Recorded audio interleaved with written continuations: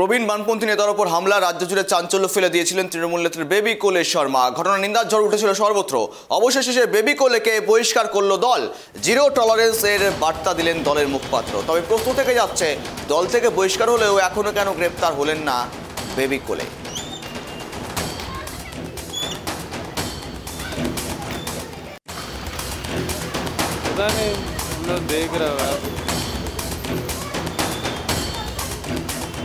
পরিচিত সেই বেবি কোলে তাকে অসামাজিক এবং অশালীন ভাবে তার সঙ্গে ব্যবহার করেন এবং সেই জন্যে তাকে শোকজ করা হয়েছিল।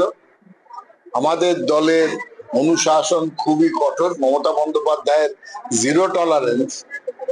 এই দলের কোনো সদস্য কোনো অসামাজিক বা অশালীন বা হিংসাত্মক ভূমিকা নিতে পারবে না।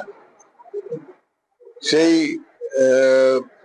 শোকজ করার পর, কারণ দর্শানোর নোটিশ দেওয়ার পর জেলা নেতৃত্ব দিয়েছিলেন, জেলা সভাপতি দিয়েছিলেন এবং আজকে রাজ্য সভাপতি নির্দেশ দিয়েছেন শ্রী সুব্রত বক্সী জেলা সভাপতিকে যে সেই বেবি কোলেকে দল থেকে নিষ্কাশিত, বহিষ্কার করার জন্য। এটাই আপনাদের জানা।